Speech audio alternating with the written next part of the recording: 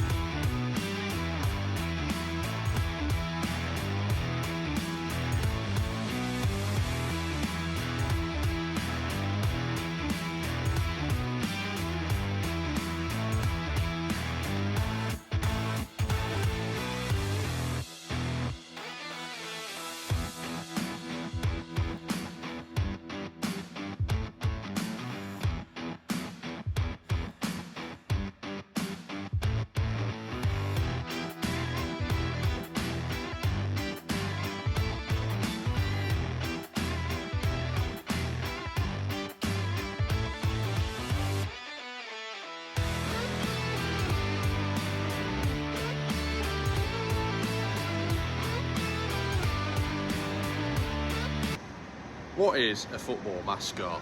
A football mascot is a person, animal or object that brings together a footballing community and football fans. And the word football mascot comes from a French word, mascotte, I believe it's pronounced, meaning lucky charm. So in today's vlog, we'll be following Steve, also known as the Yorkie Lion, and just see what it's like on a match day to be a football mascot.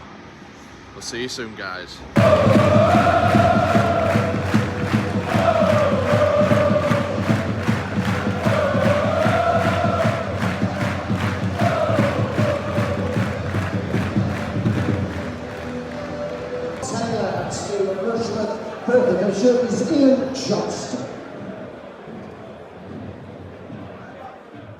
So we're back with David Stockdale. How we doing, mate? All right, buddy. Nice to see you again. Yeah. So we're doing a piece today on football mascots, and obviously, Steve, you've got a good relationship. How did that obviously occur? Well, that'll have been 2002, 2003 when I made my debut for the club. He was riding around on his bike at Bootham there, and obviously, as a YTS, we were making teas for him and making sure he wasn't sweating too much. So I've known him since then, and obviously, with me moving about, not kept in touch as much, but when he knew I was coming back, he decided to make his return just because I think we were just bringing the old guard back. Did you know he were coming back, or? He told me about it, and I was like, yeah, this is going to be brilliant. And we had a few interactions before the first game, so it's really nice to have people around you that care for the club and want to do good things. Yeah, you can say he's passionate about York City and loves what he does. And that's the best thing about it. We've got a mascot, and it's great for the kids.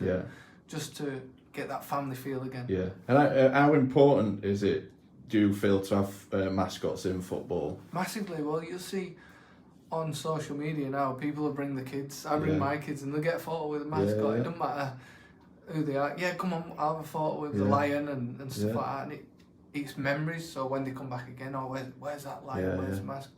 And it's a way for probably dads and mums to get the kids to come to football.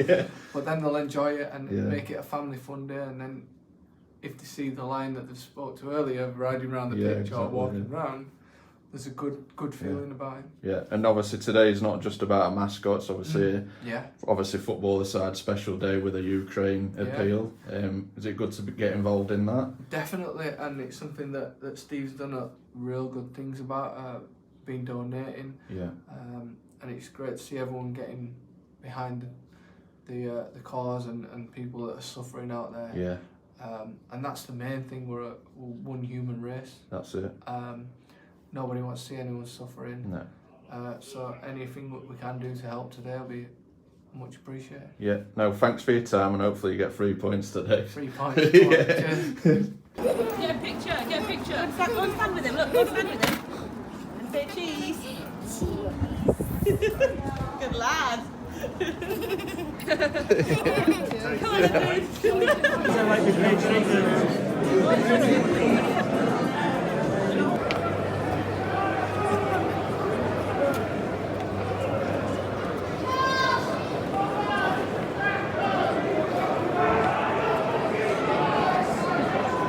So Alistair, just explain your role at the club. Yeah, so my name's Alistair Smith. I'm the CEO at York City Football Club. Yeah, I'm following Yorkie Lion today, doing a piece on football mascots. How important do you think it is to have a mascot at the club? I think it's great to have a mascot around the building, around the stadium. You know, the kids, they all love him. You know, they're giving high fives.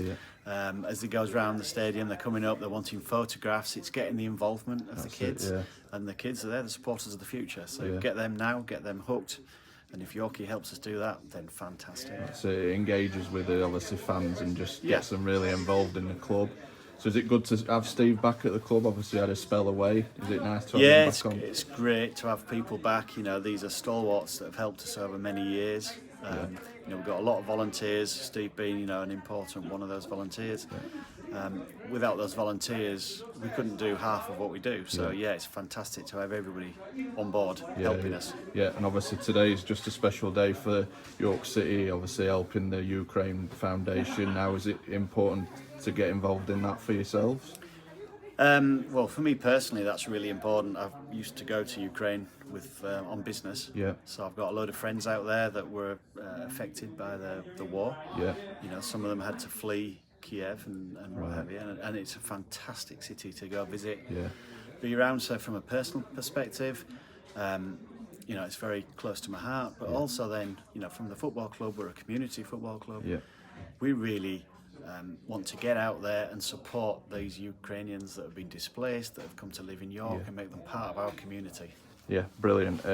3 points today. Big one, Rochdale in town. Yeah, absolutely. Yeah, we desperately need the 3 points. So fingers crossed we can kickstart our season today. No, thank you so much for your time and good luck for the rest of the season. You're welcome. Thank you very much. What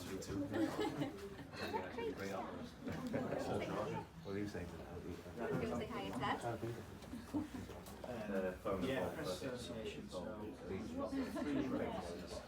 I'll be upstairs in a minute. You alright, Joe? Yeah, good, thank you.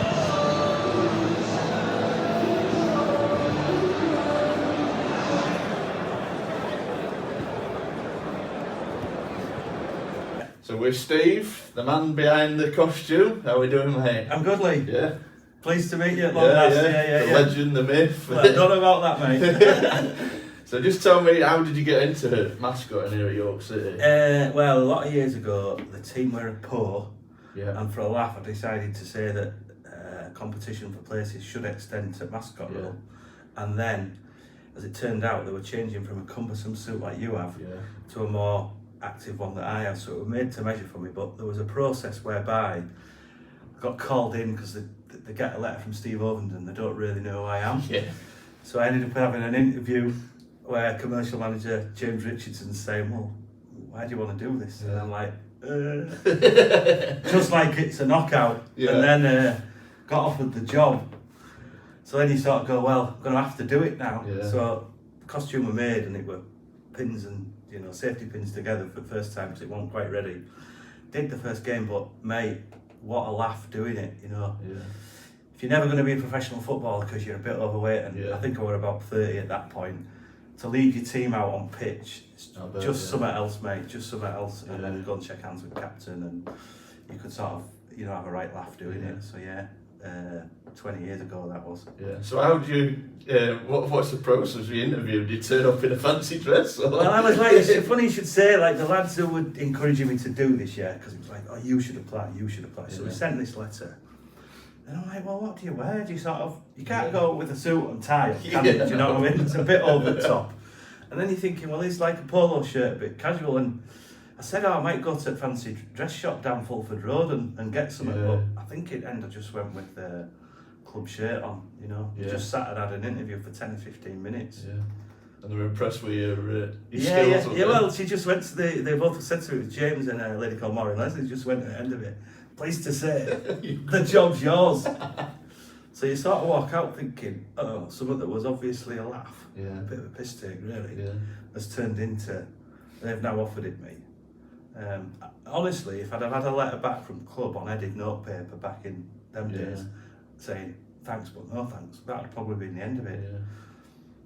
So did you say you've been doing it 20 years? I did it 7 or 8 years, to about 2007, by which point I should have probably have been grown up by then, but I'd had kids, and big dudes, little dudes, I kind of fell out of love with a former owner of the club, and they said, oh, health and safety, you can do this and you can't do this. I was just like, enough's enough. But managed to come back this summer with a new zest for life. New club owners, the Ugly family are fabulous. So here we are, back at York City, back with the old head on. Back into it. So how important do you think it is to have a football mascot in football?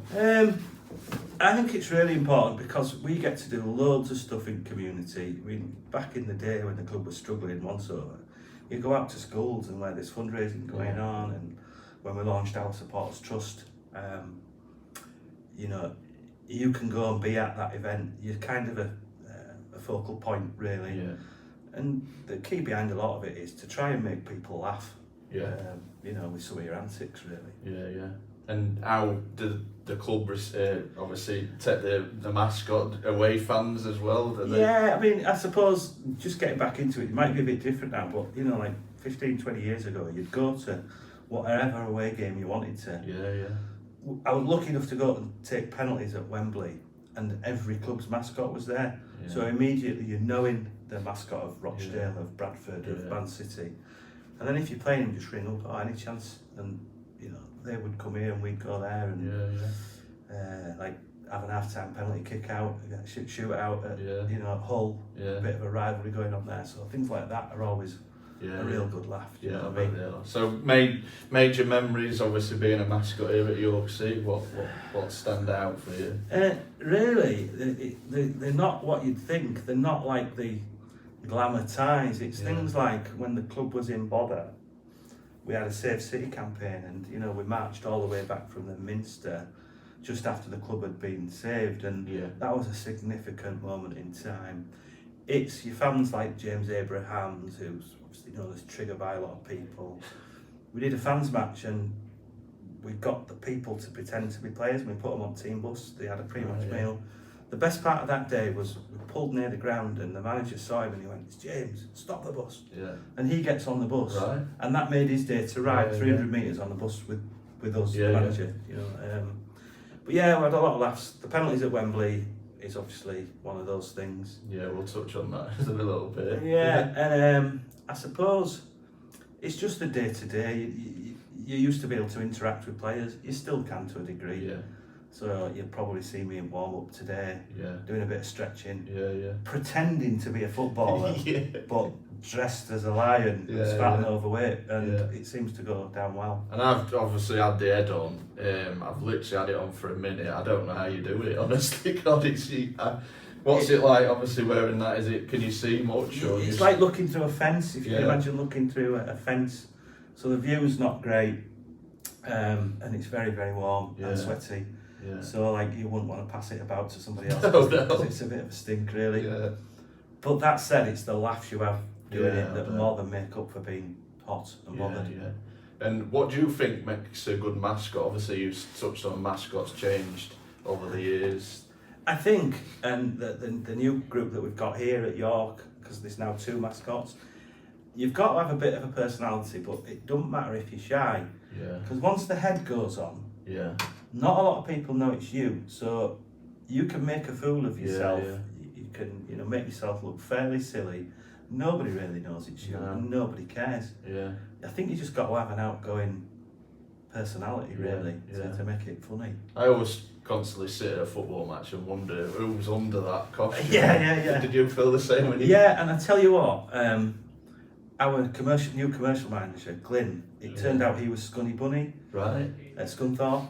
And they previously had this guy called Jerry, who was quite a bit older and a little bit handicapped. Disabled is probably a better word.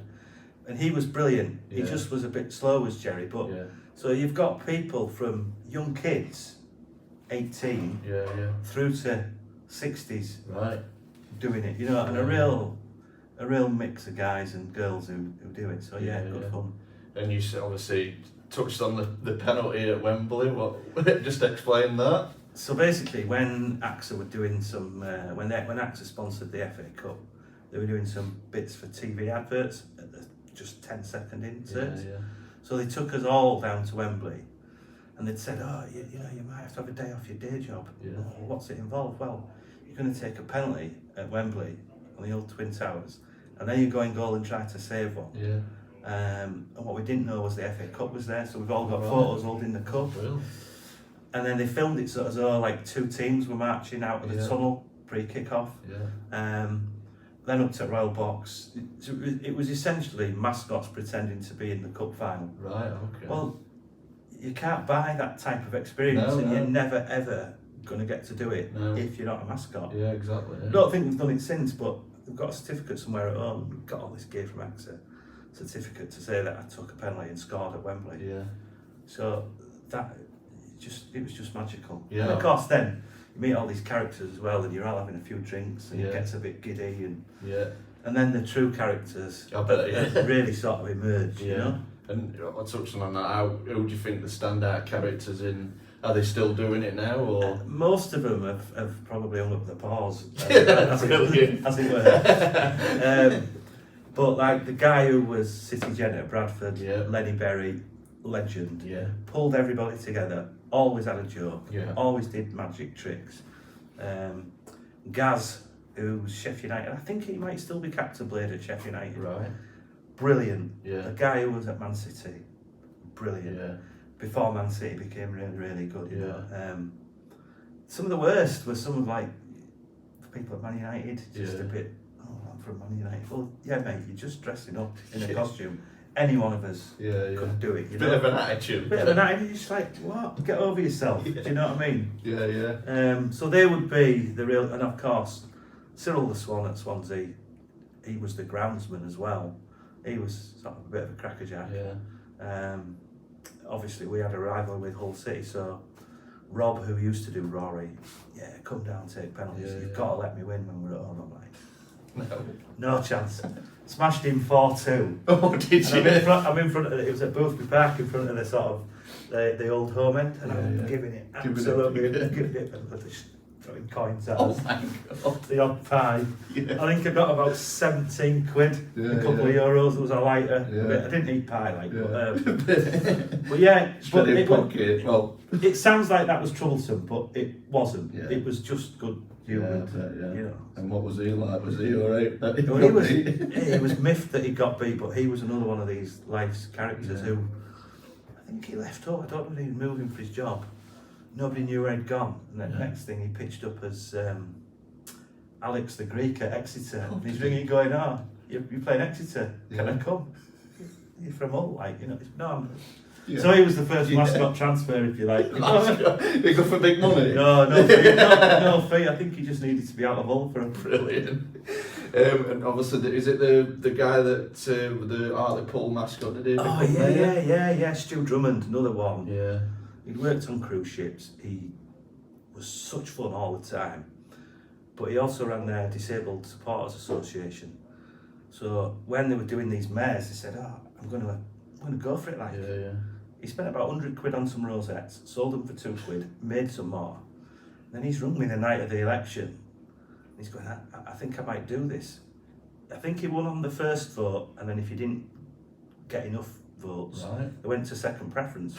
Well, all the Labour voters put him as second preference. So I woke up next morning and it's like Hartlepool have elected a monkey as the mayor. It's absolutely balmy, isn't it? It was just mental. And so he's gone from sort of not great jobs to running a town city council with a budget to...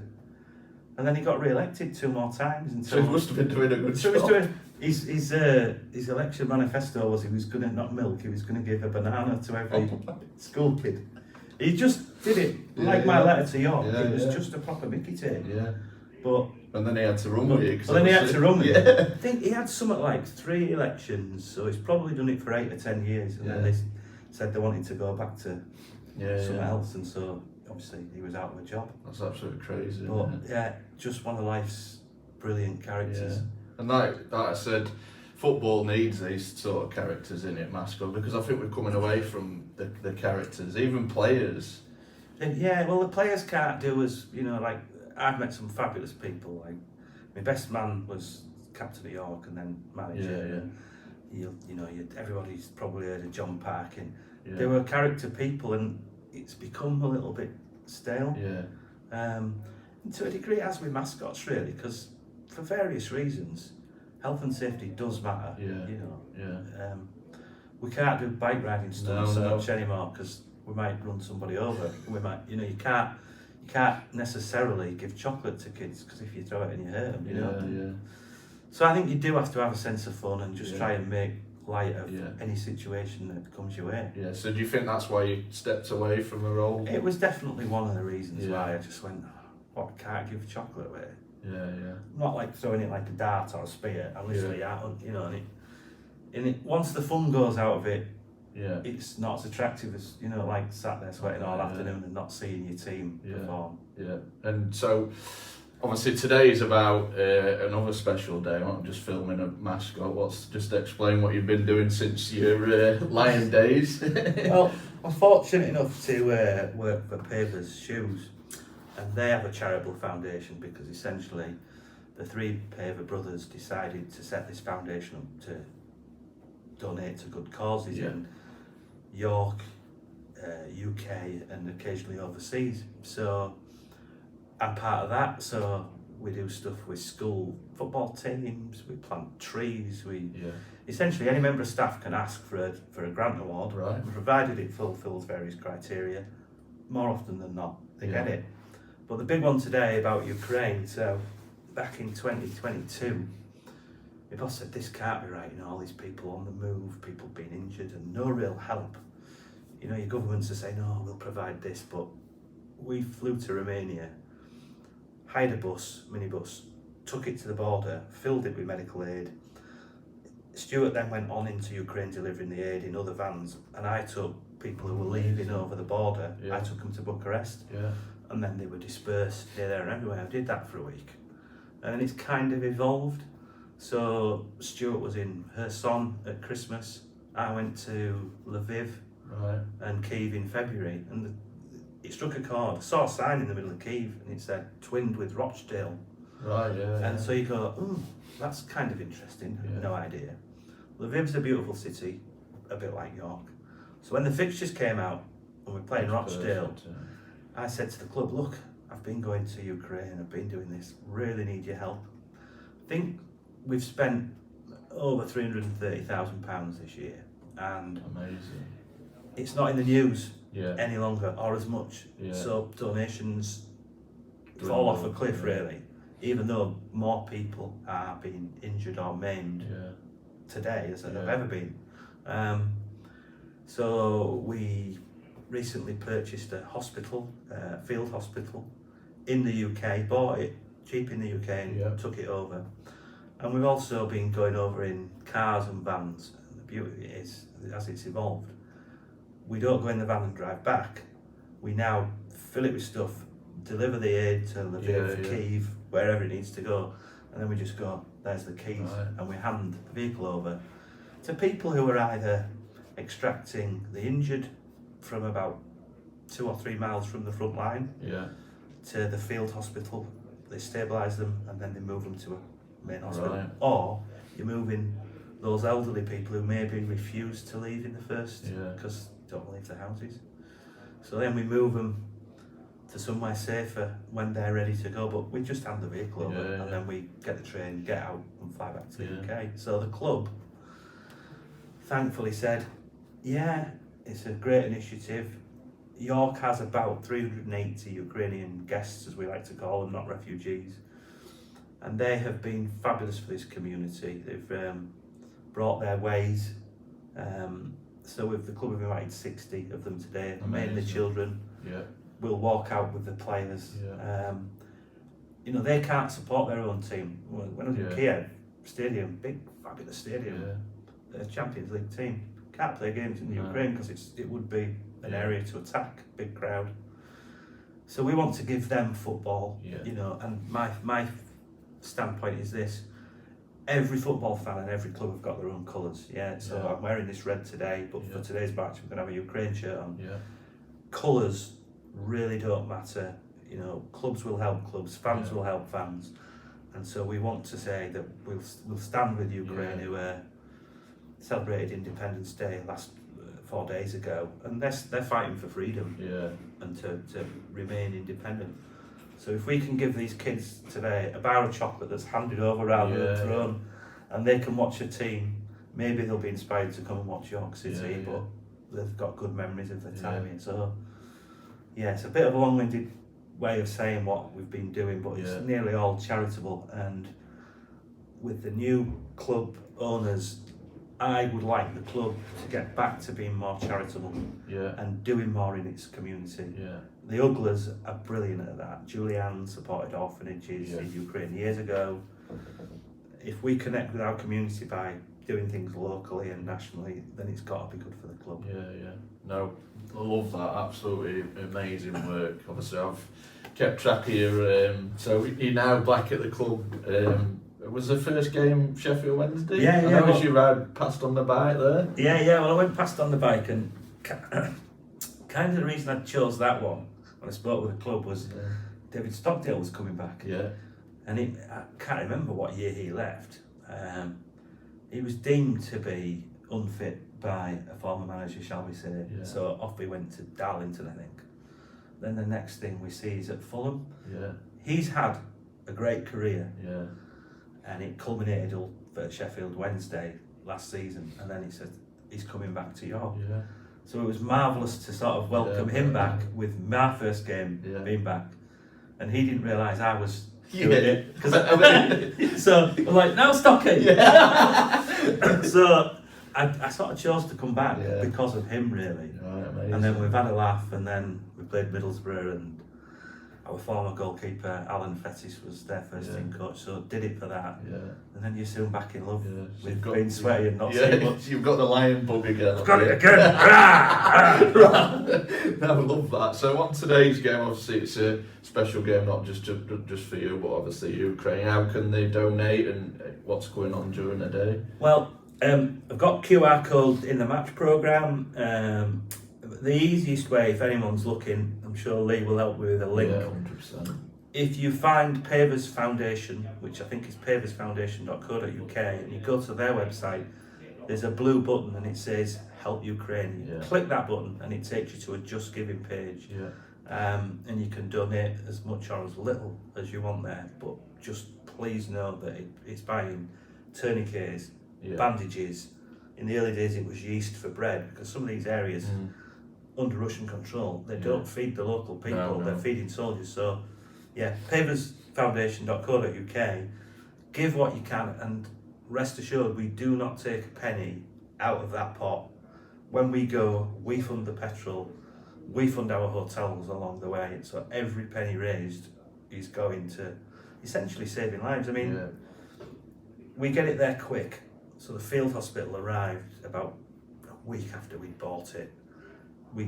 If you see Stuart, we didn't realise quite how much it weighed and how we were going to get it over there, so it needed to go on a big lorry. But within days of it being there, it saved so many lives already.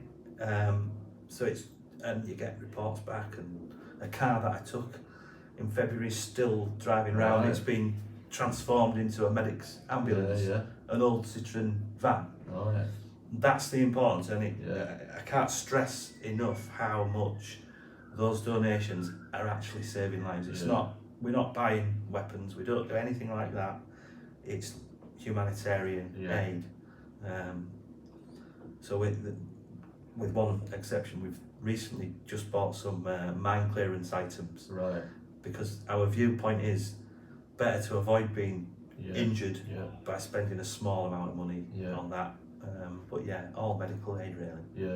So it's a big key thing. So please give what you can, the football family. Anything else, doesn't it? Just any amount. You know, the sort of idea came about when this club helped Southend, the Shrimpers, when we had bucket collections for that. And all I've found over many years is, for all its rivalries, football fans stand united with one another where there's a good cause. And you help your own club, because 22 years ago my club was sort of on its arse, and it took us to raise about £500,000 to keep us afloat. Sometimes football's about more than just your team or your colours. Rivalries aside, you'd even help Hull, wouldn't Yeah. you? You know? Or you'd even help Sheffield United. No, I would, yeah. But you get me, you know what I mean? Yeah. It's like everyone's touched by things like Hillsborough or Bradford, Bradford. Yeah. My friend Lenny, he turns out every year to remember those that you've lost. So Glasgow Rangers, you know, we all help each other out, and life's too short to not offer what help you can. You know what I mean? If you've got no money, give blood. Yeah. You know, there's loads of ways you can help people. Of course, And it's small acts of kindness that do major things, really. I always feel pass it on. Do you act of kindness and someone might bring it back to you Well, one day. the karma is a wonderful thing. Yeah. And as I say, it's the smallest acts. Even if you're helping somebody over a road, just do something good. Why? Because you can. You know, I get asked all the time, well, what are you doing that for? Yeah. Well, because I can. Yeah. You know, like Ukraine, is it dangerous? Probably about as dangerous as going to London on an away day. Yeah. You know, you could be injured in London, couldn't you? You could be robbed. You might hear an air raid siren, but you just carry on driving. I think if your number's up, your number's up. And it doesn't matter where in the world you are. You know? No, thank you for your time today. We're going to follow Steve round today and see how he gets on, see what it's like being a mascot. I'm going to get out of this costume now because I'm absolutely sweating me head off. It suits you. I'll take you out, impress the missus. Just, just get a letter into your club. See if you can get the gig. Yeah, that's it, mate. So, any last messages for the football mascots out there? Just do it, have fun, and do what you can for others. You won't regret it. Yeah, thank you so much for your time, Steve. No bother, pal. Look forward to following you around today. Thank you. Cheers.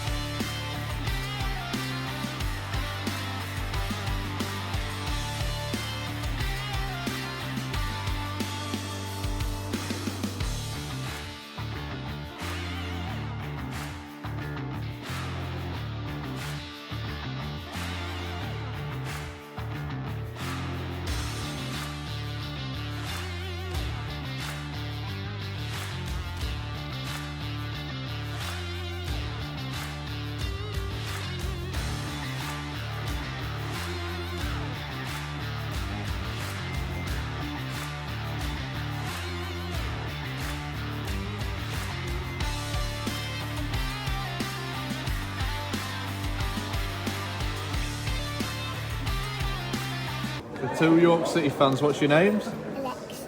Yeah. I'm Laura. Yeah, you've been the mascot today, have you? Yeah. Yeah, what's it like to meet Yorkie the Lion, the actual mascot? Really Is it good? Yeah, you enjoy it?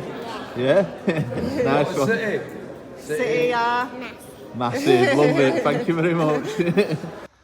So that concludes today's vlog, following a football mascot for the day. Absolutely loved being with Steve today and just seeing what it takes to be a mascot on match days here at York City and learning about Yorkie Lion, the original Yorkie Lion. But no, absolutely loved today, just being behind the scenes and filming that. So hopefully it comes out all right for you, buddy. But massive praise goes to your work that you put in off the pitch for those Ukraine families. Obviously fundraising today and just all the effort you put in, but also you go out to Ukraine, see what it's like, and you make such a difference to everyone, and I can see that. So credit goes to you, buddy, because you're an absolute legend, mate. Talking off the camera, you're a fun guy, so it's a pleasure being with you today and just learning about a football mascot. Also massive thank you to York City Football Club. for letting me film today. Obviously without you guys I wouldn't be able to get the footage I needed, so thank you very much for the press pass.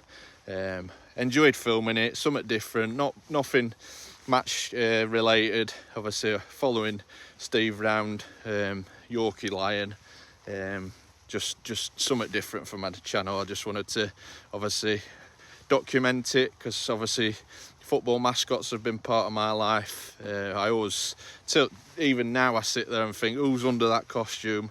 Is it male, female, young, old?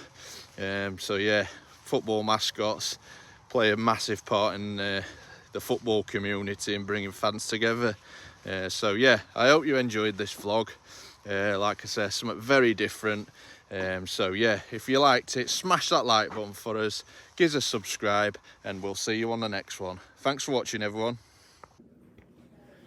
I'll just tilt the body and go for it, mate.